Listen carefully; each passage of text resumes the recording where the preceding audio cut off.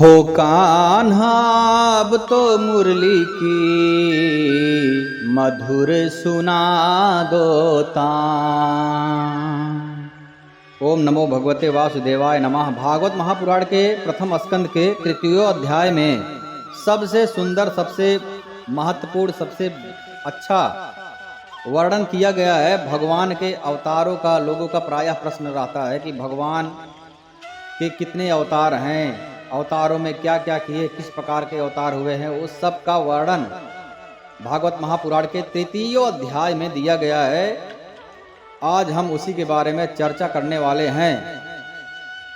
जागृहे पौरुखम रूपम भगवान मदादिभिः संभूतां खोडस कलमादौ लोकशीर्षया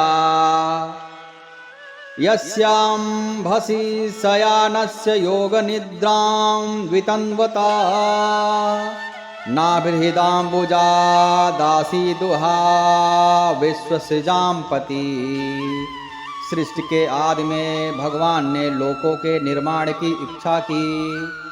इच्छा होते ही उन्होंने महत्त्व आदि से निष्पन्न पुरुष रूप ग्रहण कर लिया। उसमें 10 इंद्रियां, 1 मन और 5 भूत, ये 16 कलाएं थी। अब सृष्टि का जब निर्माण होता है तो भगवान पुरुष के रूप में, अर्थात पहले भगवान क्या रहते हैं? लोगों का यह भी प्रायः प्रश्न रहता है, भगवान निर्गुण निराकार हैं कि सगुण हैं, साकार हैं? तो भगवान निर्गुण निराकार भी हैं और सगुण साकार भी हैं। पहले भगवान निर्गुण थे, अब उनकी इच्छा हुई कि चलो अब कुछ खेल करते हैं। होता है ना प्रायः, यदि आप एक जगह पर बैठे हुए हैं घर में भी और 1 घंटे 2 घंटे ऐसे ही बैठे हुए हो तो क्या बोलते हो आप लोग कि हम बोर हो गए हैं, कुछ किया जाए यार, कुछ करो यार, बोर हो रहा है। तो ऐसे ही भगवान निराकार निर्गुण से उनको लगा कि बोर हो रहा है, कुछ किया जाए, कुछ खेला किया जाए। ऐसे हम लोग भी करते हैं ना, अभी ट्रेन में ट्रैवल करते जाओ तो लोगों को बोर लगता है तो लोग क्या करेंगे, मोबाइल उठा लेंगे, मोबाइल में कुछ गेम प्रारंभ कर देंगे, कार रेस खेल लेंगे। 10 कार है, 10 कार में 1 कार खुद का बन जाएगा, उसको खुद चलाओगे और बाकी के 9 कार दूसरे लोग चलाएंगे। अब कार चलाने में इतने तल्लीन हो जाओगे, जैसे ही कार का एक्सीडेंट होता है तो ऐसा लगता है कि अरे मेरा एक्सीडेंट हो गया, ओ तेरी, मैं तो मर गया। मतलब एकदम से कार को खुद समझने लगते हैं। वैसे ही यह शरीर है। शरीर कितना भी भगवान श्री कृष्ण ने अर्जुन को बोला, गीता लोग पढ़ते हैं, लेकिन कितना भी बोला जाए यह बात कि शरीर उसी प्रकार से भिन्न है जैसे हम हैं और कुर्सी है, हम है और घर है, हम है कोई वस्तु है, उसी प्रकार से यह भिन्न है। लेकिन हम मानने को तैयार नहीं होते। हमको यही लगता है कि शरीर है, मैं हूँ शरीर। एक थप्पड़ अगर मार दो तो लगता है कि तूने मुझे मारा। तो कहीं न कहीं अपमान हो जाए तो लगता है कि मेरा अपमान हो गया। हम शरीर से इतने ज़्यादा तरीके से जुड़ गए हैं कि लगता है कि शरीर नहीं है, मैं ही हूँ। शरीर मतलब मैं हूँ।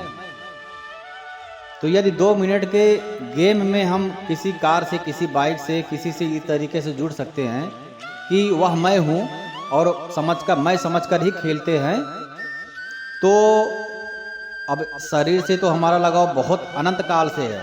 तो उसी तरीके से जब 2 मिनट में हम अपने आप को भूल जाते हैं तो अनंत काल से हमारा लगाव है शरीर से। कभी मनुष्य बने, कभी बिल्ली बने, कभी कुत्ता बने, कभी गधा बने, कभी अलग अलग योनियों में गए। तो शरीर से हमारा लगाव होने के कारण जो है हम अपने आप को पूरी तरीके से भूल ही गए हैं। और जितने भी साधु हैं, जितने भी महात्मा हैं, जितने भी संत हैं, वह यही बताते हैं कि तुम परमात्मा के अंश हो, अपने आप को भूल गए हो, इसीलिए यहाँ पर भटक रहे हो, दुख प्राप्त कर रहे हो। मेन सारांश, मेन उद्देश्य यही रहता है कि हम परमात्मा के अंश है, हम अपने आप को भूल गए हैं। ऐसे ही जैसे गेम में हम अपने आप को भूल जाते हैं, हमारा शरीर से लगाव हो गया है, हम अपने आप को भूल गए हैं और परमात्मा तत्व को हम नहीं जान पा रहे हैं। और वही यदि हम ध्यान करते हैं, योग करते हैं, योगा चित्तवृत्ति निरोधा, योग करते हैं, योग का अर्थ होता है योग अर्थात जोड़, अपने आप को परमात्मा से जोड़ने की प्रक्रिया ही योग है। ठीक है, तो योग जब करते हैं तो शुरुआत में तो कुछ समझ में नहीं आता, रोज कर रहे हैं, धीरे धीरे समय बढ़ता जा रहा है, 1 घंटे से 2 घंटे हुआ, 3 घंटे हुआ, हर दिन कर रहे हैं, तो धीरे धीरे हम अपने वास्तविक स्वरूप में आने लगते हैं। क्योंकि अनंत काल से हम अपने शरीर को ही हम मान बैठे हैं, तो इसलिए ज़्यादा समय से हम शरीर से जुड़े हैं, इसलिए हमको अब शरीर को छोड़ने में भी कुछ समय तो जाएगा ही। जैसे हम गेम से जुड़ते हैं, 1 घंटे गेम खेल रहे हैं, तो हम एक बहुत अच्छे से गेम से जुड़ जाते हैं, उसमें जो हमारा पात्र है लगता है कि हम वही हैं। तो वो 1 घंटे में जब हम इतने तरीके से जुड़ जाते हैं, तो यहाँ तो अनंत काल से हम शरीर से जुड़े हुए हैं। अब आजकल तो ऐसे ऐसे गेम आते हैं, पता नहीं कौन कौन से गेम है, न्यूज में भी आता है कि गेम खेलने वाला बच्चा पागल हो गया, वो अपने आप को गेम वाला ही समझ लिया, और इतनी अच्छी तरीके से समझ लिया कि छोड़ ही नहीं पा रहा है, पागल हो गया है, वो अपने को ही भूल गया। तो वैसे ही हम सब पागल हो गए हैं शरीर को खुद मान करके। और एक बात, बहुत मजे की बात है कि गुरुजी बताते थे, सत्संग से ही सब जितना जानकारी मिला है सत्संग से ही मिला है, और बहुत अनंत गलतियां हैं, गलतियों की कृपया क्षमा किया जाए, क्योंकि सत्संग में जितना पता चलता है उतना ही हम जान पाते हैं, गुरु कृपा से जितना ही हमको गुरु कृपा से ज्ञान मिलता है उतना ही हमको समझ में आता है, उससे आगे नहीं आता है। अब और जितनी बुद्धि में बहुत सारी जानकारी गलत भी भरी पड़ी है, तो गलतियों को क्षमा करके जो भी अच्छा लगे वही ग्रहण किया जाए, यही आप जैसे बुद्धिमान श्रोताओं के लक्षण है। ठीक है, तो यदि कोई ऑटो वाला है, ऑटो चला रहा है, तो यदि बोलोगे ओए ऑटो, तो वो रुक जाएगा। अब ऑटो वाला ड्राइवर भी अपने आप को ऑटो समझ रहा है, भगवान की ऐसी माया है, ओए ऑटो रुक जाओ, रुक जाएगा, हाँ बोलो क्या है। अभी सोचो, ऑटो चलाने वाला भी अपने आप को ऑटो समझने लगा, जबकि अब कितना समय, मान लो 1 साल से चला रहा है, 2 साल से चला रहा है, या फिर 1 महीने से चला रहा है, तो इतना माया इतनी प्रबल है कि अभी यह ऑटो खरीद करके वह बस पे बैठ गया, बस चलाने लगा, तो उसको बोलोगे ओए ऑटो, तो ऑटो नहीं रुकेगा, वो वाला नहीं रुकेगा, ओए बस, तो वो फिर रुक जाएगा, अपने आप को बस समझ लिया। ऐसे ही हम अलग अलग शरीर में जाते हैं और हम वही समझ लेते हैं, हम वही शरीर हैं। कोई वो बुलाता है तो हम रुक जाते हैं, जबकि हमारा क्या नाम है, हम कहाँ से आए हैं, हम अपने आप को भूल जाते हैं। तो यह थोड़ा सा कठिन इसलिए है जानना, क्योंकि हम अनंत काल से बहुत ज़्यादा समय से शरीर से जुड़े हुए हैं, इसलिए उतना समय हमको लगेगा इस भ्रांति वाली भावना को छोड़ने के लिए भी। और जो संत महात्मा उस ज्ञान को प्राप्त कर चुके हैं, उनको वैराग्य हो जाता है, शरीर से वैराग्य हो जाता है, रिश्तेदारों से वैराग्य हो जाता है, घर से, पुत्र, क्योंकि वो अपने वास्तविक स्वरूप में आ जाते हैं। तो शरीर झूठा है, तो शरीर से जितने रिश्ते नाते हैं वह भी झूठा है, इसलिए उनको यदि मृत्यु आती है तो उनको डर नहीं लगता है, क्योंकि मृत्यु तो कुछ होता ही नहीं है, मृत्यु तो शरीर का होता है। आत्मा तो ना हन्नते हन्न माने शरीरे, नैनम छिन्नत शस्त्राणी, मतलब आत्मा हो तो आत्मा को तो कोई समस्या ही नहीं है, कोई कुछ कर ही नहीं सकता है, ना मार सकता है, ना काट सकता है, ना उसको भूख लगती है, ना प्यास लगती है। तो और हम जैसे प्राणी है, अभी बोल दो कि तुमको कैंसर हो गया है, बस 1 महीने के मेहमान हो, देखो हम डर जाते हैं, नात बात को बुलाने लगते हैं, घर को देखने लगते हैं, सब घर हमने बनाया हुआ है, सब छूट जाएगा। इतना माया का जितना भी सामान है उसमें बहुत पढ़ करके दुखी होते हैं। अब क्या किया जाए, अब तो हम जाने वाले हैं, ये छूट जाएगा, बैंक बैलेंस छूट जाएगा, नात बात छूट जाएंगे। और यदि 1 हफ्ते 2 हफ्ते बिस्तर पे पड़े रहो, तो जिससे तुम प्यार करते थे, तुम्हारे पुत्र हैं, तुम्हारी पत्नी है, रिश्तेदार हैं, जिनको तुम बहुत प्यार करते थे, वो तुमको 1 दिन देखने आएंगे, 2 दिन आएंगे, तीसरे दिन तुमको धीरे धीरे कम हो जाएगा। 1 गिलास पानी के लिए पहले तो पानी लो, उसके बाद 2 दिन बाद, 1 हफ्ते बाद 10 बार पानी मांगना पड़ेगा, तब मिलेगा। और 1 महीने 2 महीने बाद लोग प्रार्थना करने लगेंगे कि अरे कब निपट जाए तो अच्छा है। ये तो जिंदगी पूरा बर्बाद करके रख दिए हैं। इनकी वजह से ना हम कहीं जा पाते हैं ना कहीं आ पाते हैं।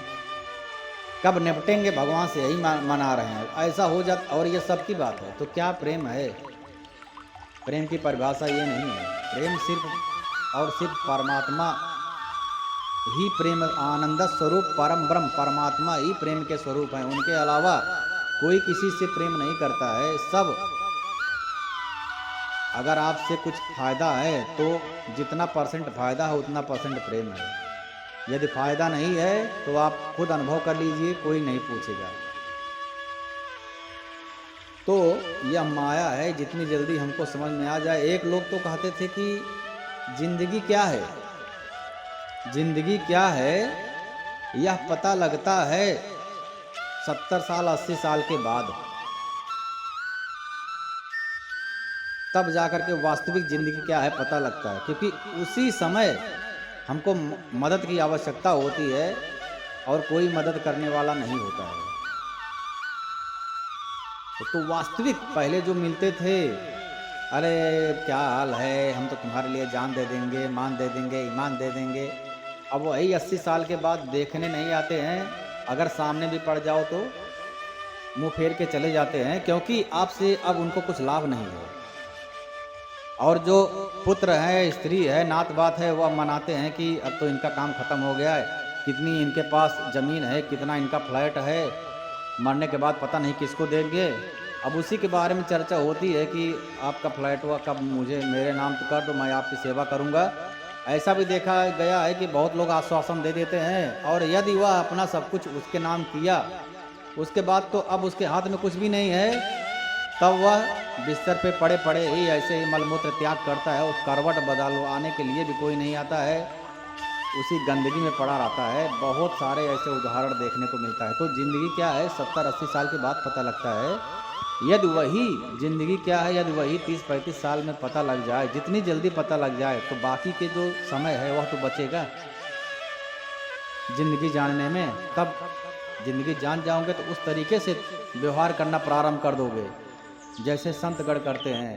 मतलब अपना खुद का व्यवस्था कर सकते हो, फिर वास्तविक जिंदगी का ज्ञान हो गया। और यदि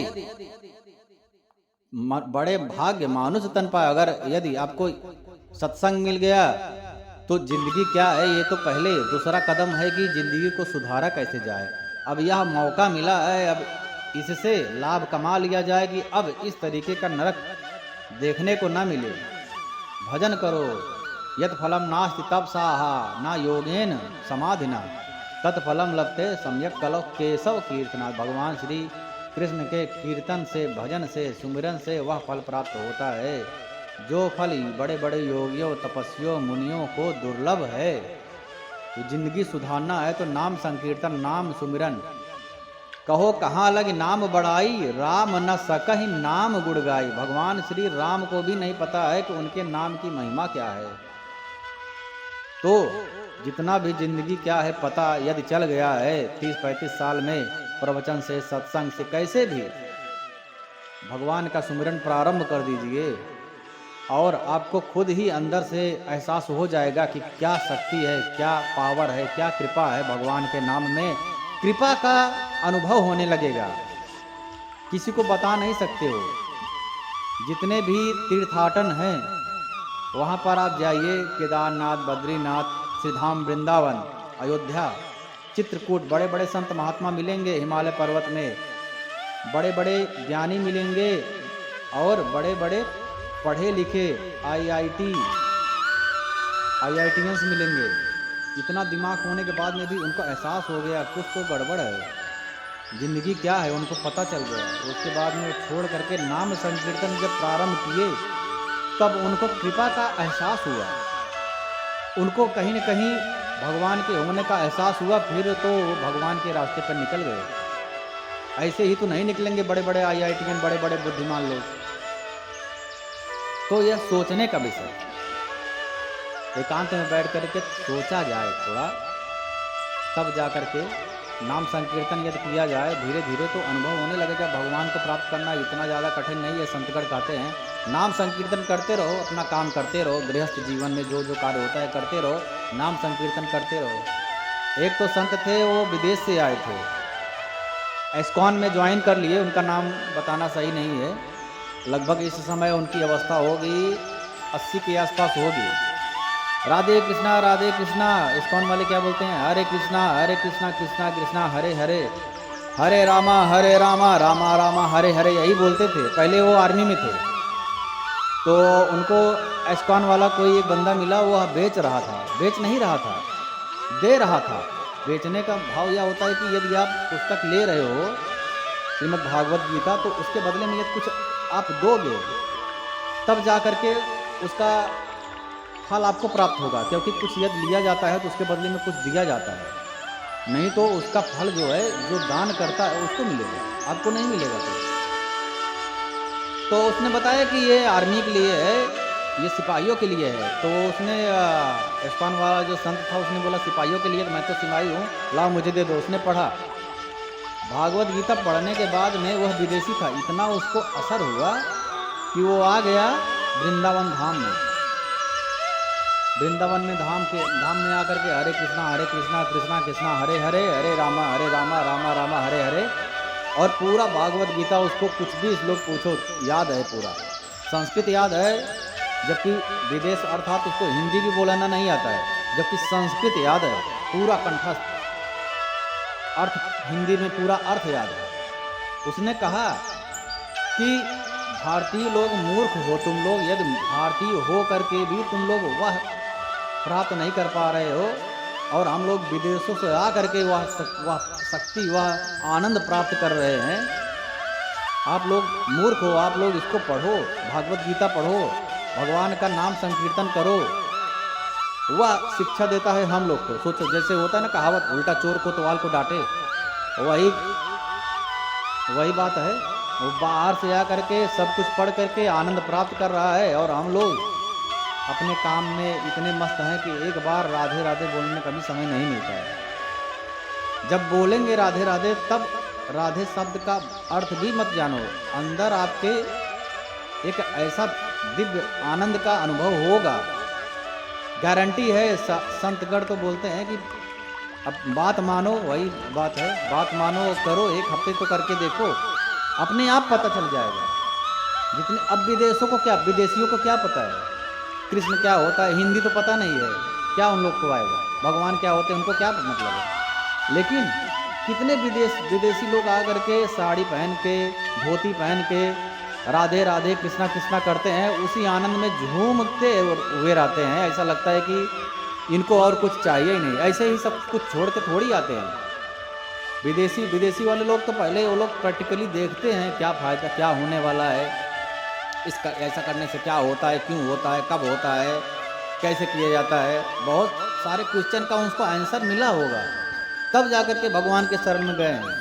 और हम जैसे भारतीय लोग अपने आप को परम ज्ञानी मानते हैं, लेकिन हमारे मुख से कभी भी राधा राधा कृष्ण कृष्ण नाम नहीं निकलता है। उस भाव में यदि निकलता है तो मैं भगवान का इतना बार 1 लाख बार नाम जप करूंगा, लेकिन यदि मुझे मेरे बेटे को पुत्र प्राप्त हो जाएगा तो मुझे बहुत अच्छी नौकरी मिल जाए, मतलब यह एक धंधा है।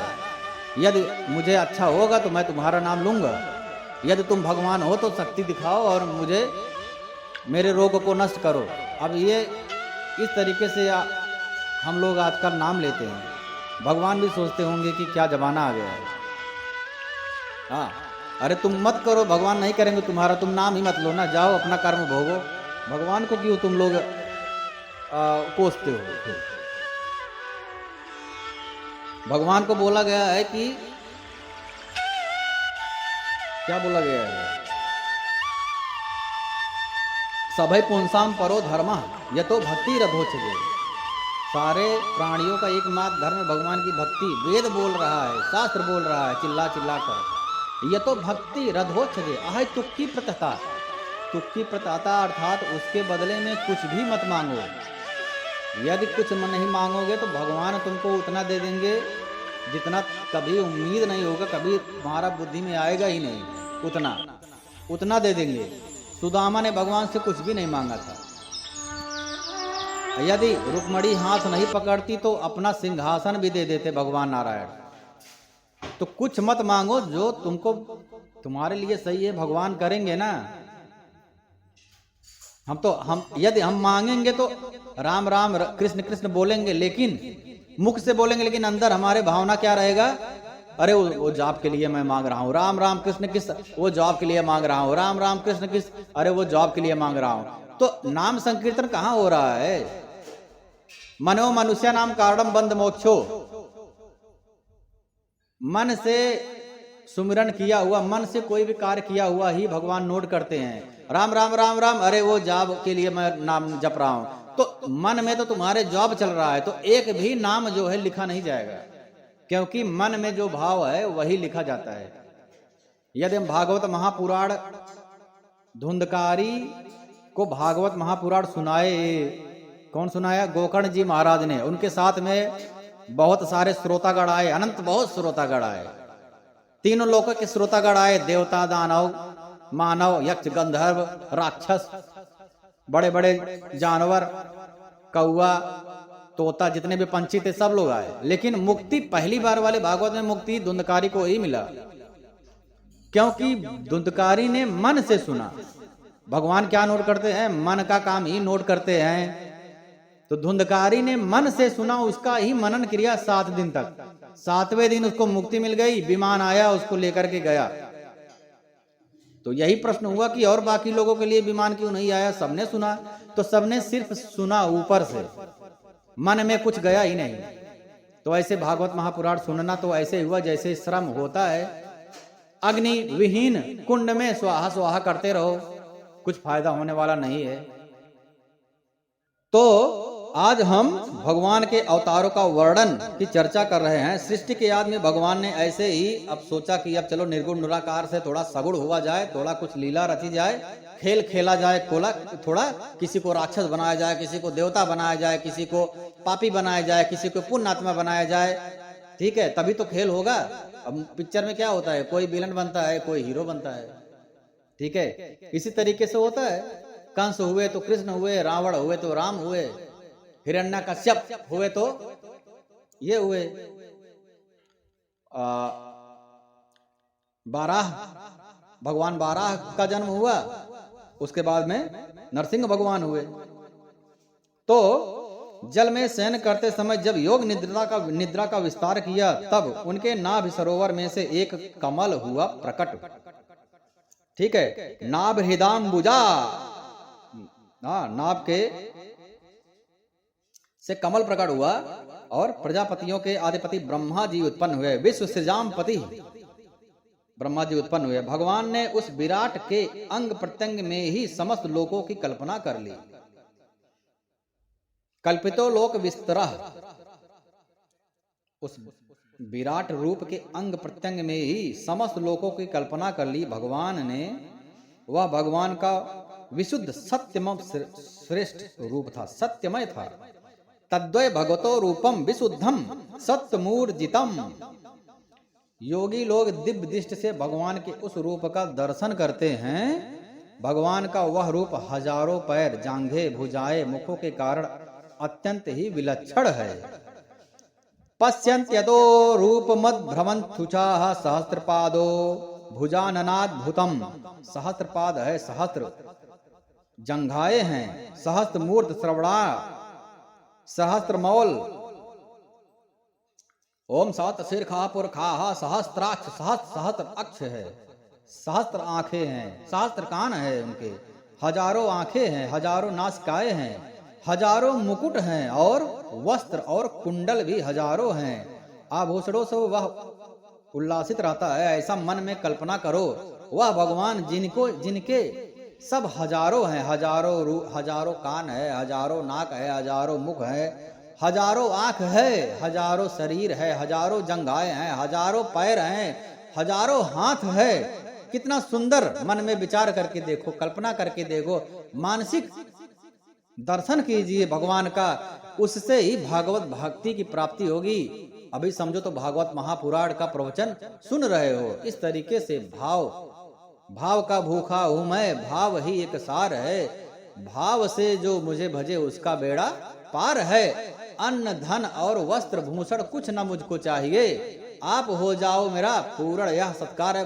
अपने आप को ही समर्पित कर दो भगवान को, वही भगवान चाहते हैं। क्योंकि भगवान जब पिता हैं तो क्या चाहेंगे, पुत्र उनकी आज्ञा का पालन करे, संपूर्ण रूप से उनको समर्पित हो, यही चाहेंगे। अब शेष अगले प्रवचन में हम विस्तार से देखते हैं, पार्ट 2 में।